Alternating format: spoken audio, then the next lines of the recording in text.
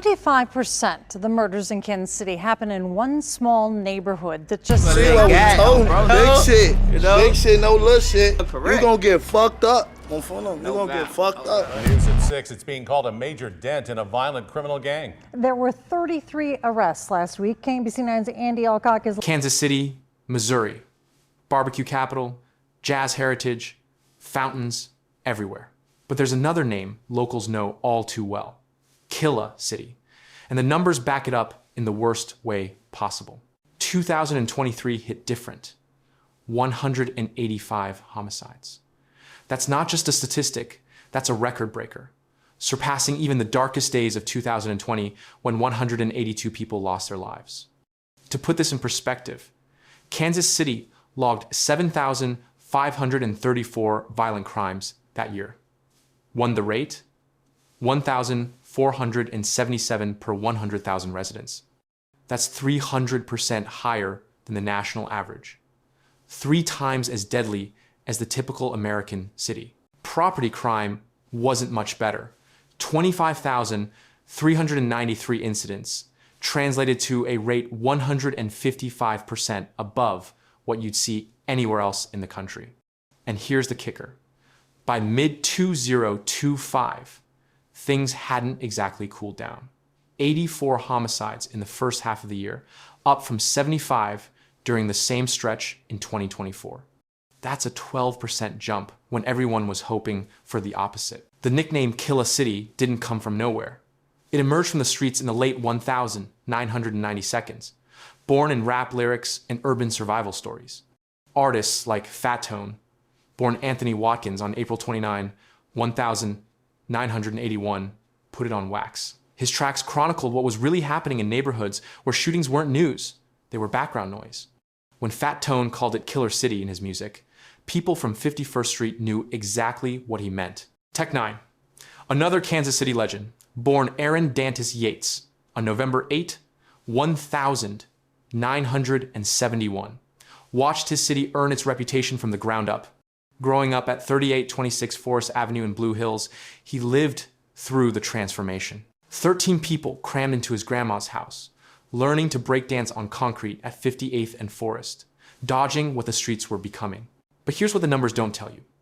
This wasn't random chaos. The violence clustered in specific zones. East side, south side. These weren't just directions on a map. They were survival territories separated by Troost Avenue, a historical segregation line that still dictates who lives where and who dies where. The poverty rate tells part of the story. 22% of Kansas City residents living below the poverty line, but in certain neighborhoods, that number climbs past 30%. Abandoned homes became the norm, not the exception. In some blocks, 1 out of every 4 houses stands empty, windows boarded up, yards gone wild. Then there's the cost nobody talks about enough. $1.3 billion in 2025 alone. Medical bills for shooting victims who survived. Lost wages for families torn apart, incarceration costs for perpetrators. That's money bleeding out of communities that already can't afford it. Despite a 13% drop in violent crime from 2023 to 2024, Kansas City still ranked number 8 on US News 2025 list of most dangerous places in America. Homicides fell to 144 citywide, 190 across the metro area. Non-fatal shootings decreased by 56%. Progress? Sure. But when your chance of becoming a violent crime victim sits at 1 in 68 compared to the national average of 1 in 286, you're still living in a war zone. The Save KC plan threw more patrols on the streets, started tracing guns, focused on deterrent strategies. It worked. Kind of. Shootings dropped 20% in targeted areas. But Missouri's loose gun laws kept firearms flowing like water. And poverty doesn't disappear because cops drive by more often. Aggravated assaults still top 4,200 annually, with guns involved in 70% of them. Robberies hit 1,800 cases, and carjackings on the east side jumped 20%.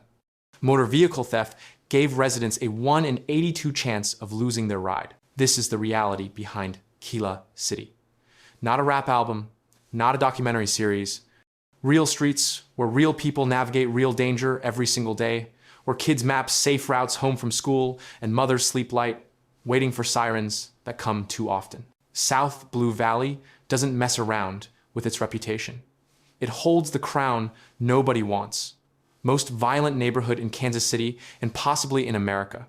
The numbers are brutal. 53.7 violent crimes per 1,000 residents.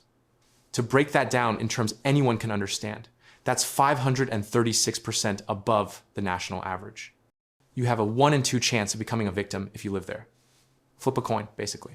The neighborhood sits in southeast Kansas City, clustered around East 79th Street and Blue Ridge Boulevard. It's industrial edges, low-income housing, and streets that used to mean something different.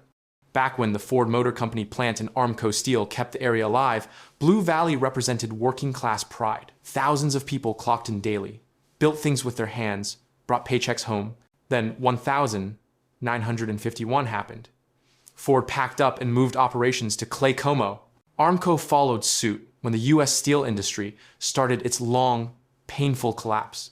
In the late 20th century, the jobs didn't just leave, they evaporated. And when the economic foundation crumbles, everything else follows. Here's a detail that hits different. 1/3 of the housing stock dates back to 1939 or earlier. These aren't charming historic homes getting preserved and renovated. They're structures barely standing, rotting from the inside out. The median home sale price tells you everything you need to know. $6,200. Not a typo. $6,200 for a house. When properties are worth less than a used car, investment doesn't happen. Banks don't loan money for renovations. Families who can afford to leave do exactly that. And what fills the vacuum? Drug houses, criminal operations that need cheap, forgettable locations where neighbors either don't care or are too scared to call police. Carjackings became a specialty in South Blue Valley. You park your car, you might not have it when you come back. Or worse, someone decides they want it while you're still in it. Homicides follow their own pattern, often connected to territory disputes, drug deals gone wrong, or retaliation for something that happened weeks or months earlier. About a quarter of homes stand completely vacant. Empty structures become shooting galleries, stash spots, places where people disappear into and sometimes don't come out. The abandonment creates a visual blight that compounds everything else. Broken windows theory isn't just academic here, it's daily life. The industrial character that once defined the area now works against it. Wide streets designed for factory traffic create long sight lines that make surveillance harder. Abandoned warehouses and industrial plots offer countless hiding spots. The infrastructure built to support legitimate commerce now serves illegal enterprise. Residents who stayed, who couldn't leave, or chose not to, find themselves trapped in a cycle nobody designed, but everyone perpetuates. Schools struggle with funding. Grocery stores close down, creating food deserts. Public transportation is spotty at best. Getting to a job interview becomes an ordeal when you don't have reliable wheels and the bus doesn't run on time. Violent crime happens every day in South Blue Valley, but it's the frequency that wears people down. Not just the headline-making murders, but the constant assault of break-ins, muggings, domestic violence spilling into the street, teenagers settling disputes with guns instead of fists. This neighborhood represents what happens when economic collapse meets systemic neglect, meets easy access to firearms. It's not one factor, it's everything at once, compounding and reinforcing until the statistical outcome becomes inevitable. 536% above the national average isn't an accident or bad luck. It's the mathematical result of decades of disinvestment, policy failure, and communities left to fend for themselves in an economy that moved on without them. Blue Hills tells a different kind of story, one about how neighborhoods change and who pays the price. Sitting between Dr. Martin Luther King Jr., Boulevard to the north, and 63rd Street to the south, with Prospect Avenue on the east and a population around 5,200, Blue Hills clocks in with crime rates 324% higher than the national average. Violent crime specifically, 511% above the norm. Your odds of becoming a victim sit at 1 in 11. But to understand why, you have to rewind to the early 1900s. Blue Hills started as a predominantly white working-class neighborhood. New homes filled the streets throughout the 1,910 seconds and 1,920 seconds, reflecting Kansas City's broader growth. Families settled in, built lives, created communities. Nothing special, just ordinary people doing ordinary things. Then came the 1,960 seconds and a practice called blockbusting. Real estate agents figured out they could make serious money by manufacturing fear.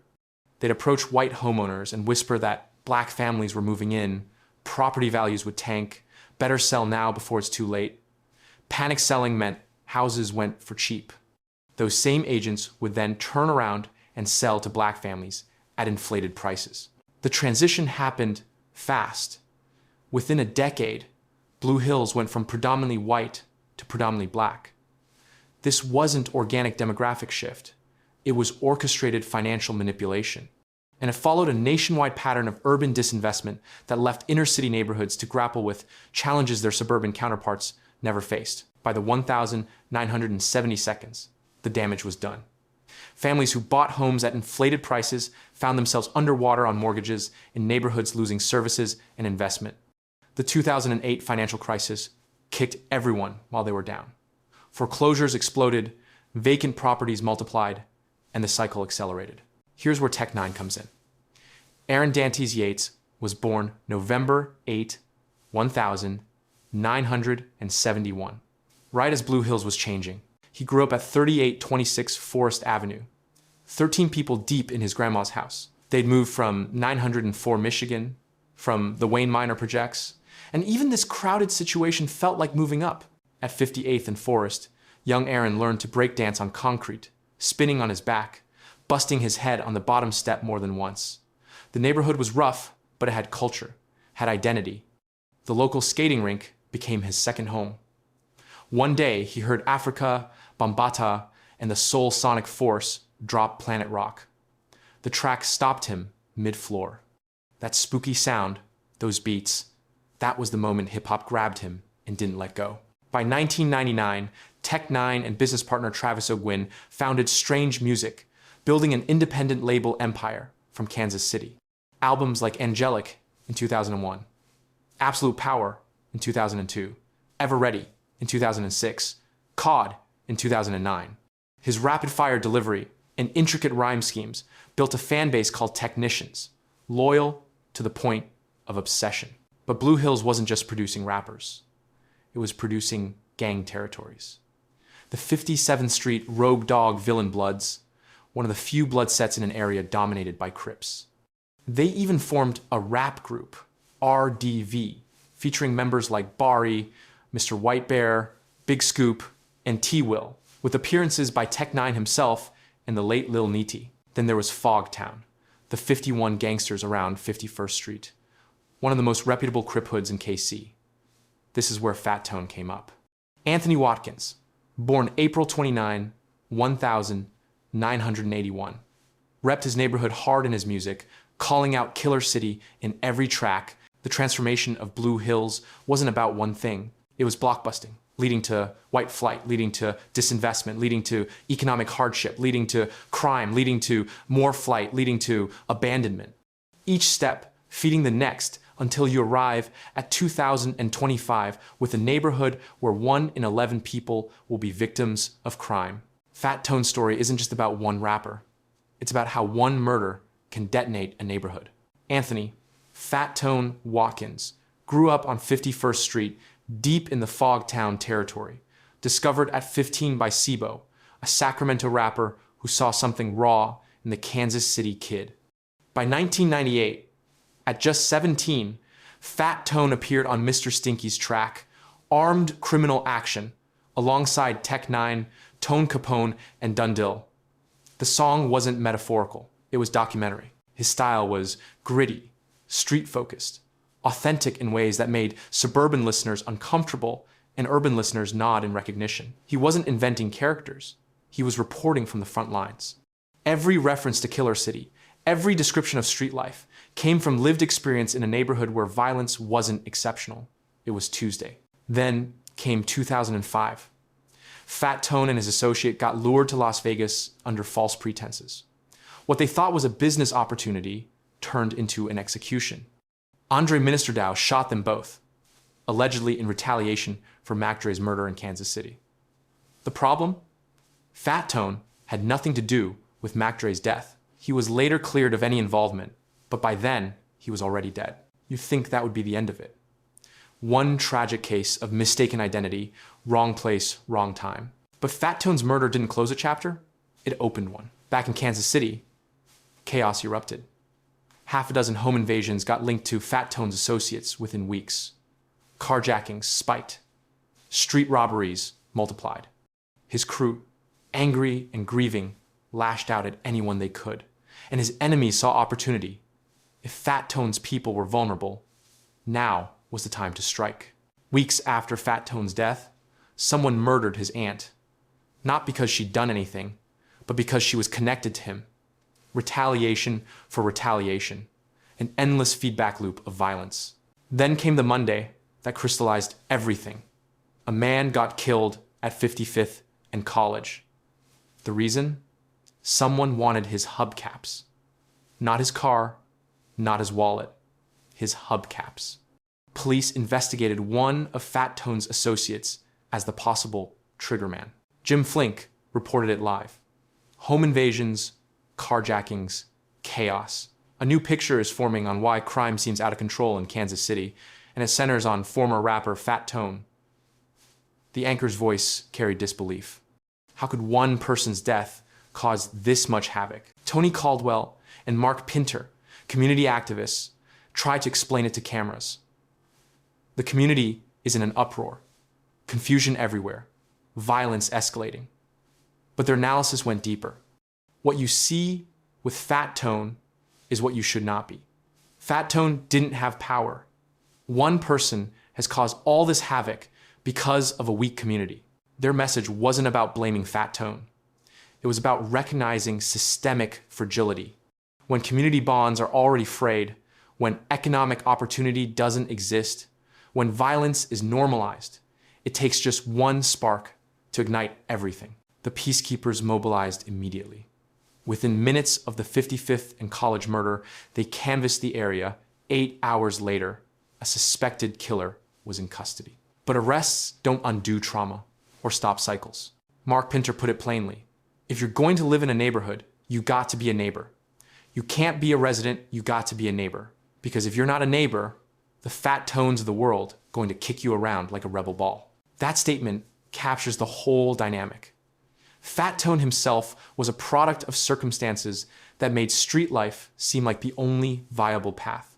His death triggered violence because the structures that might contain grief and channel anger constructively simply didn't exist. And the aftermath showed how precarious safety is in neighborhoods where one event, one murder, can cascade into weeks of chaos. By the time things settled, Fat Tone's legacy was complicated. Talented artist, victim of mistaken identity, an inadvertent catalyst for a violence wave that hurt people who never knew him. Kansas City's killer city reputation got reinforced, not despite his death, but because of it. Vineyard and Vineyard Northwest sit adjacent in eastern Kansas City, home to about 3,600 people total. The crime statistics read like a horror show. Vineyard proper, 361% higher crime than the national average. Violent crime soars to 807% above the norm. You've got a 1 in 10 chance of becoming a victim. Vineyard Northwest somehow manages to be worse, 469% higher overall crime, with violent crime reaching 1,042% above the national average. 1 in 8 people will be victimized. These neighborhoods face the same slow decline pattern visible across Kansas City's east side. Economic shifts, reduced housing demand, increased vacancies, diminishing community engagement, industrial transitions reshaped employment patterns. Urban development projects that promised revitalization but delivered displacement. Periods of economic hardship that became permanent conditions for many residents. What makes Vineyard distinct is the gang structure. This is 4-block territory. The 40 seconds, a significant piece of Kansas City's East Side gang geography. The Fortray Crips operate around 3,000 900 Vineyard, specifically near 39th Street. FSM, the 40th Street Mafia, controls adjacent blocks. Territorial control in these areas isn't abstract. It's concrete, literal. Certain corners belong to certain sets. Crossing into the wrong block at the wrong time can get you confronted or worse. Colors matter. Hand signs matter. Where you're from matters more than who you are. The 42nds develop their own culture, their own codes. Younger kids growing up in Vineyard don't always choose gang affiliation. Sometimes it chooses them. You live on a certain street, go to a certain school, your older brother runs with a certain crew. Suddenly you're associated whether you want to be or not. And once you're in, getting out becomes complicated. It's not just about walking away from friends. It's about walking away from the only economic opportunity you might see, from protection in a dangerous environment, from identity and belonging in places where those things are scarce. The violence in Vineyard isn't random. It follows patterns of retaliation, territorial disputes, and what outsiders might call trivial disrespect, but insiders understand as fundamental threats to survival. Someone gets shot over a dice game gone wrong. Someone else retaliates for a slight that happened months ago. A music video gets posted with the wrong people in the background. Suddenly there's beef that ends in funerals. Community cohesion that might interrupt these cycles barely exists. Churches try community centers when they have funding, but they're overwhelmed for every kid they reach. 5 more slip through gaps. Schools struggle with resources and safety. Teachers can't teach when students are processing trauma or worried about getting home alive. The economic vacancy compounds everything. When legitimate opportunity disappears, illegitimate opportunity fills the space. Corner stores become fronts, abandoned houses become stash spots, alleys become markets. And the gang structure provides organization to an underground economy that operates by its own rules. Vineyard's population of 3,600 might seem small, but the impact radiates beyond borders. Violence here affects surrounding neighborhoods. Gang conflicts cross boundaries. Drive-bys don't respect city planning maps. Residents who aren't involved in street life, who work regular jobs and try to raise families, find themselves caught in crossfire they didn't create and can't escape. Moving costs money they don't have. Staying means accepting risk levels that shouldn't be normal, but become routine. The 1 in 8 victimization rate in Vineyard Northwest means almost everyone knows someone who got robbed, assaulted, or killed. Trauma becomes collective, shared, passed down through generations, who normalize violence because they've never known anything else. This is what systemic failure looks like on the ground. Not abstract policy debates, but concrete blocks where the 42nds run things because nobody else is running anything, where economic collapse created power vacuums that gang structures filled, where young people join crews not because they're inherently criminal, but because the crew offers what society doesn't: belonging, purpose, protection, and a way to survive. Hidden Valley sounds peaceful, almost idyllic. The reality is anything but. Located in southern Kansas City, bounded by Bannister Road to the south and Highway 71 to the east.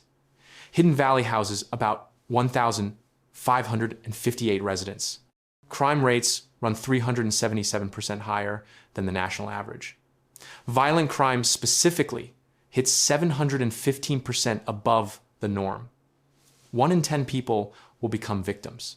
The neighborhood got described as having quiet beauty, an enclave tucked into the trees with spacious yards and calm atmosphere. But behind the charm lies stalled growth, economic hardship, and a vision for development that never materialized. The decline wasn't sudden. It was gradual, a slow fade marked by poverty, rising vacancies, and the feeling of being left behind. Then there was the double homicide that made news. Police got called just before 11 inches the morning.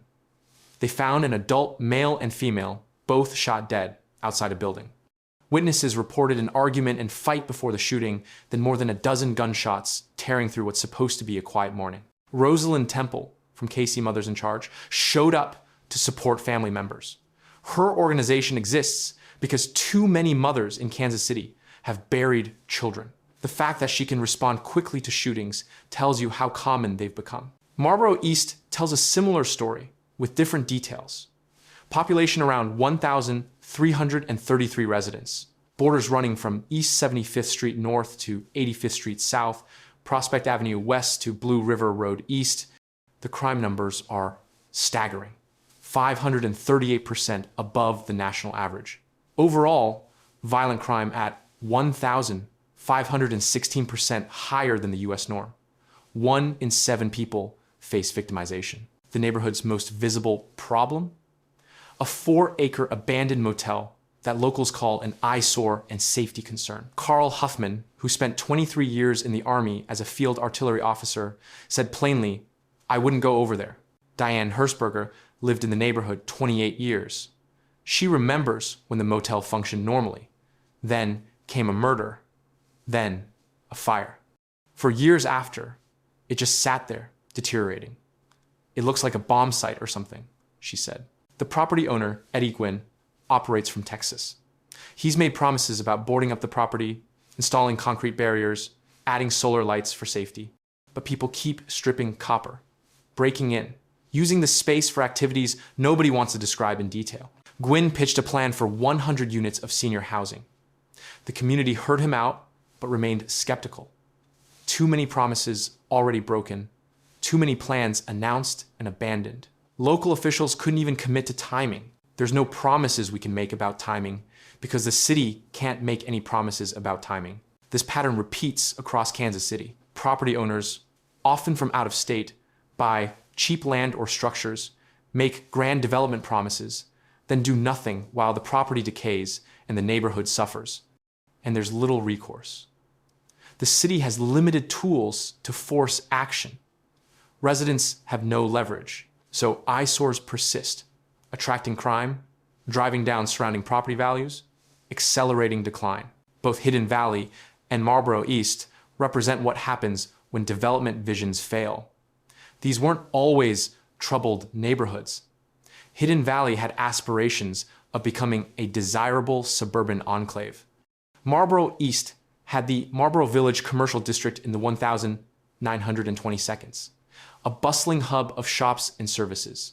The Fairland Park opened in 1923 on 75th and Prospect, bringing families and picnics and wooden roller coasters.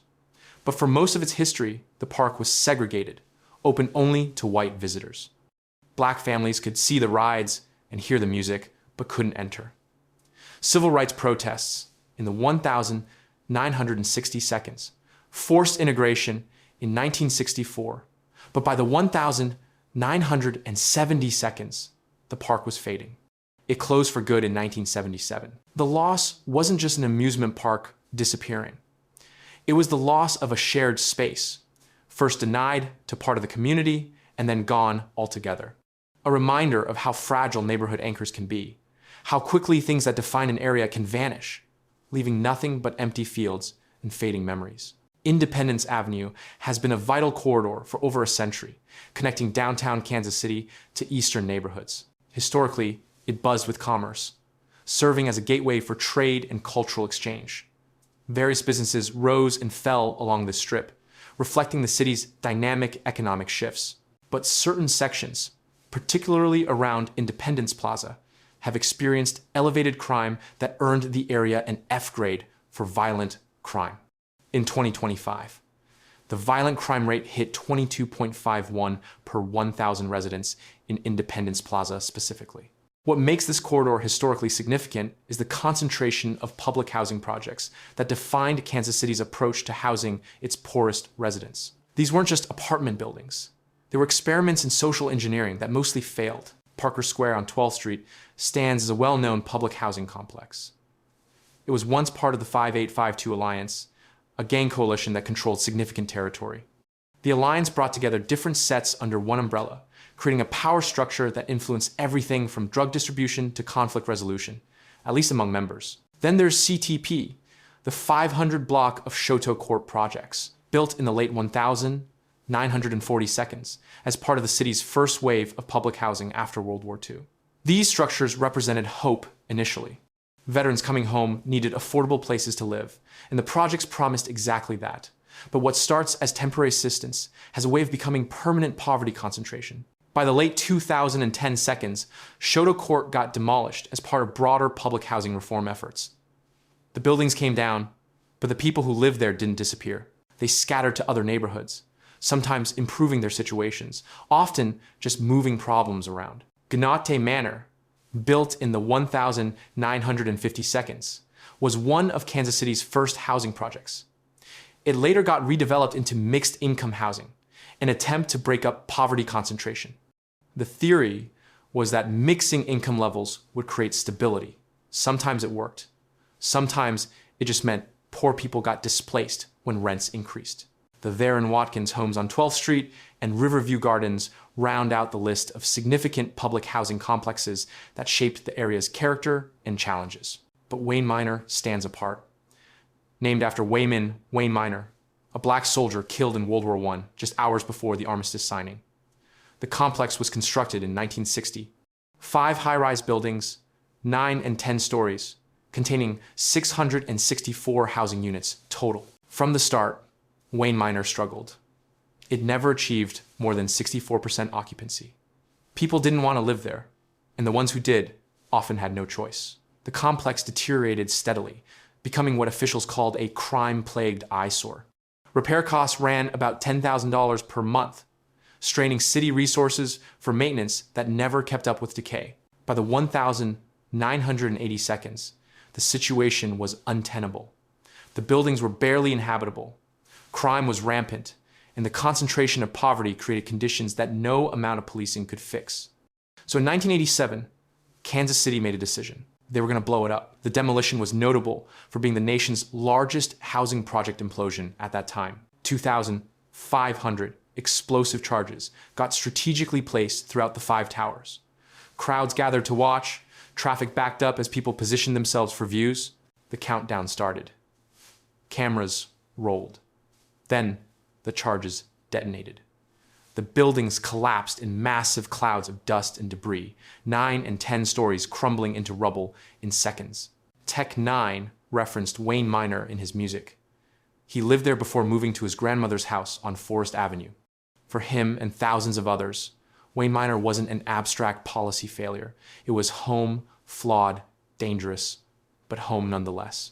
Ruskin Heights sprawls across South Kansas City, bounded by East 107th Street to the north and Longview Road to the south. About 24,000 people call it home. The crime statistics are devastating, 529% higher than the national average overall, violent crime at 923% above the norm.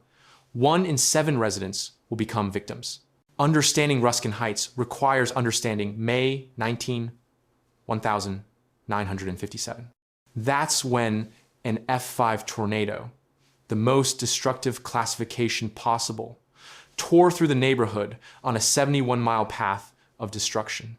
It was the largest and most devastating tornado of the May 1957 Central Plains outbreak, known locally simply as the Ruskin Heights tornado. The storm leveled homes, schools, shops. Entire blocks disappeared. Families lost everything in minutes. The community faced a choice: abandon the area or rebuild. They rebuilt. But here's where critics argue things went wrong. The decision got made to construct inexpensive, quickly built homes. The focus was on affordability and speed over quality and durability. Get people back into houses fast, worry about long-term stability later, decades later. That choice shows its consequences. Much of the housing stock aged poorly. What seemed like practical decisions in 1957 created structural problems by the 1990 seconds and 2000s. Homes needed major repairs that owners couldn't afford. Property values stagnated or fell. The neighborhood's recovery was hindered by its own reconstruction. By the 1970 seconds and 1960 seconds and 1950 seconds. Ruskin Heights had experienced record highs in homeownership and population. People were moving in at record speed, drawn by affordable housing and suburban character. Then came August 6, 1,980 when Bannister Mall opened. The mall was massive, one of the largest in the Kansas City area and the region. It housed as many as 180 stores at its peak, becoming a vital shopping destination. But by the mid to late 1,990s, newer developments further south and in Johnson County started pulling customers away. Coupled with persistent crime, the area around Bannister Mall gained a negative reputation. People who could shop elsewhere did. Stores closed. By 2007, only 50 stores remained from the original 180 in April that year. Officials announced the mall would close due to declining local population and rising operational costs. Bannister Mall was demolished in early 2009. Another anchor gone. Another empty space where community gathering used to happen. Then there's the human cost visible in cases like Terrell Bell, 15 years old, shot and killed in Sycamore Park. Mayor Quinton Lucas met with Bell's mother in that same park, cameras recording the grief and frustration. Court records painted the picture. Bell told friends there was an issue on the school bus. Surveillance video showed Bell and a suspect talking about fighting on the bus. Then video captured Bell and 3 suspects fighting in the park. Someone grabbed a gun from a car, stood like they were going to shoot, then Bell was dead. Investigators got a tip leading to 1 arrest. But Bell's mother, speaking through tears and rage, demanded more. I want everybody that chased my son down charged. Everybody. If you chase somebody down to kill them, how the hell are you sleeping in your bed at night? They need to be held accountable for something. Accessories. Something. Murder. Something. Her pain reflects a broader frustration. Too often, only the shooter faces serious charges while everyone else who participated walks. The people who started the conflict, who encouraged it, who provided the weapon, they face lesser consequences or none at all. Ruskin Heights represents layered tragedy. The tornado of 1,957 that destroyed the original community. The rushed rebuilding that created long-term housing problems. The mall that promised prosperity but ultimately closed. And the ongoing violence that takes children like Terrell Bell, turning parks meant for play into crime scenes marked with evidence tape and flowers. The neighborhood rebuilt after natural disaster only to succumb to social and economic forces that proved just as destructive, just slower, spreading across decades instead of minutes. Prospect Avenue is more than a street. For generations of Black Kansas Cityans, it's been the heartline of culture, commerce, and community. For decades, every Saturday and Sunday, Black people gathered on Prospect. Block parties filled the street. Parents hung out there, then their kids, then their kids' kids. It was tradition, identity, the place where you went to see and be seen. The car culture was central to it all. People took pride in their rides. Chevy Impalas sitting on 28-inch spinning wheels, chrome and gold gleaming in the sun. Rich the Factor, an E40 would roll through, flaunting wealth that inspired kids watching from the curb. Almost every vehicle had gold or chrome wheels. This wasn't just transportation, it was art, status, self-expression. Jet Car Wash became headquarters. The closer you got to the car wash, the more it was popping. People parked and stood by their cars or walked up and down Prospect checking out everyone else's ride. It looked like Crenshaw from Boys and the Hood, that same energy of a community claiming public space and making it their own. The women were beautiful. That's what everyone remembers. Dressed up, hair done, participating in the spectacle. It wasn't a lot of fighting or conflict initially. People came to have a good time, to connect, to feel part of something larger than their individual blocks.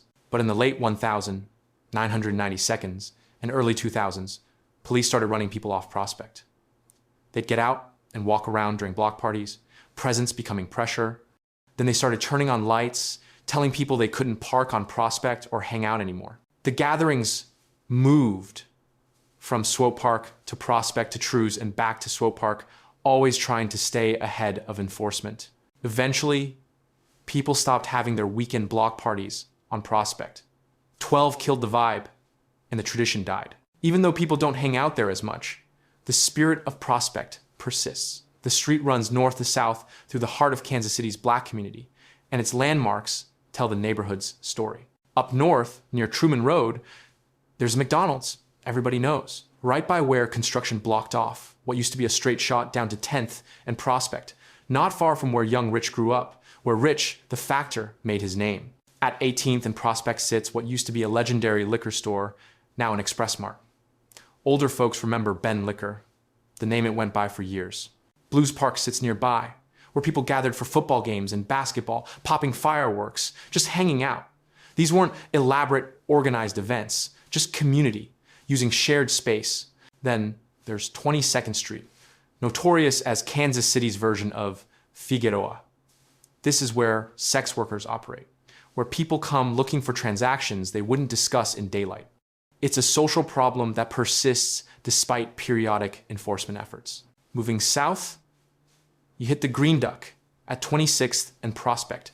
Very popular bar, a historical building connected to Leon Jordan, a significant figure in the area's history. When he was alive, the business thrived. After he passed, family allegedly mishandled things and lost the establishment. At 27th and Prospect, a liquor store got rebuilt, but remains controversial. This was $1 million spot back in the day, not for legitimate business, but for street operations. Large groups hung out here regardless of weather, making enormous amounts of money in plain sight. People would pull out big wads of cash without being discreet. It was that brazen. There used to be a McDonald's at 28th and Prospect. It got torn down, but people remember it as a gathering spot.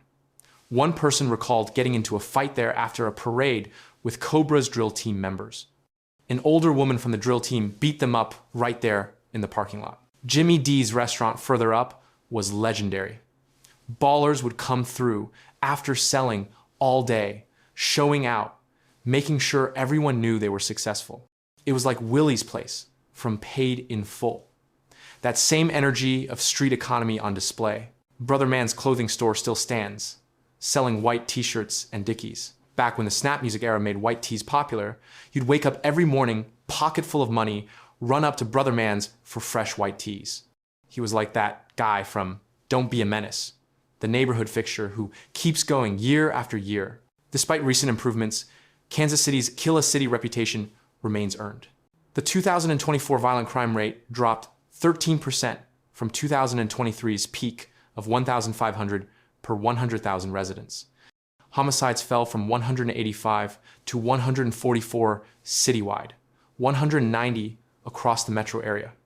By mid-2025, homicides sat at 43, down from a 4-year average of 46. Non-fatal shootings decreased 56%. Progress, definitely. But Kansas City still ranks number 8 on US News's 2025 Most Dangerous Places list. The 1 in 68 chance of violent victimization compared to the national 1 in 286 means residents still navigate elevated risk daily. Aggravated assaults topped 4,200 annually, with gun assaults driving 70%. Robberies hit 1,800 cases. Carjackings on the east side jumped 20%. Property crime ran at 52.4 per 1,000 residents. Motor vehicle theft gave a 1 in 82 risk of losing your vehicle. The total cost in 2025 reached $1.3 billion. Victim medical bills and lost wages, combined with offender incarceration costs, drain resources that could address root causes. The Save KC plan deployed more patrols and gun tracing, cutting shootings in targeted areas. But Missouri's lax gun laws sustained cycles. Poverty at 22% citywide, higher in affected neighborhoods, provides economic desperation that fuels illegal enterprise. Gangs account for 40 to 50% of violence, according to KCPD. Bloods like the 68 Brims and 57 Hoovers, Crips from 51st Street and 12th Street, they divide hoods into territories. Twampside covers the 20 seconds blocks, Trasside the 30 seconds, 4 Block the 40 seconds. The 246 Alliance brought together 24th, 43rd, and 68th Streets for coordinated operations. Leaders like Stephen Lee of Parkside Greasies ran conspiracies from 33rd and Park Avenue. A 2023 federal bust netted 9 on RICO charges for activities including drive-bys near daycares. Rappers like Mozzie glorified it in 2020's Killa City track. Cut Calhoun boasted, "Blam back if you make us." But Fat Tone's unsolved. 2004 murder sparked real retaliations that had nothing to do with entertainment. A 2024 warrant sweep grabbed 33 from a Southside crew. But arrests don't undo trauma or prevent the next cycle. Voices of survivors tell the real story. The person who wrote about the Kansas City curse, watching classmates fall to accidents, suicides, and shootings. Death loomed around the corner, shoes hanging from lines, buildings tagged with gang signs. The DoorDash driver working through double homicides 2 blocks apart in 15 minutes. This is the norm, they wrote. The casual acceptance of violence as background noise speaks to how deeply it's embedded. Families of victims like Lamonte Douglas Jr., shot in his Nissan on Bales Avenue in 2018, still plead for information via Crime Stoppers. He was our light, they say, years later, case still unsolved. Rashawn Long, enforcer for 51st Street Crips, killed 5 people after his 2013 release, including Maisha Turner and her toddler Demaya White. Execution style. He got 30 years in 2019. But that's cold comfort for families destroyed. Yet, hope exists. Grassroots programs, like Arts Tech, use anti-violence arts programming to reach kids before gangs do. Focused deterrence strategies cut shootings 20% in targeted areas when properly resourced. The 816-day events at 18th and Vine reject the Killa label, promoting peace and community instead. Mothers march demanding justice. Their visible grief forcing attention on problems politicians prefer to ignore. Blocks are blooming again in some areas where community investment meets resident determination. New businesses opening, murals going up, people reclaiming public space. The question isn't whether Kansas City can change. It's whether the political will exists to invest in these communities the way suburbs get invested in. Whether the nation recognizes that zip codes shouldn't determine life expectancy or violence exposure. Killa City is a scar, visible and real. But scars prove survival. They show something lived through trauma and persisted. Kansas City's east and south sides aren't just statistics and crime scenes. They're communities of people who deserve better, who've always deserved better, who keep fighting for better despite everything stacked against them. The numbers will improve or worsen based on choices made in city halls and state legislatures, in police departments and school boards, in economic development offices and community centers. But the people will persist regardless, because they always have, because this is home, because leaving means letting violence win, and too many people have already lost too much to surrender now.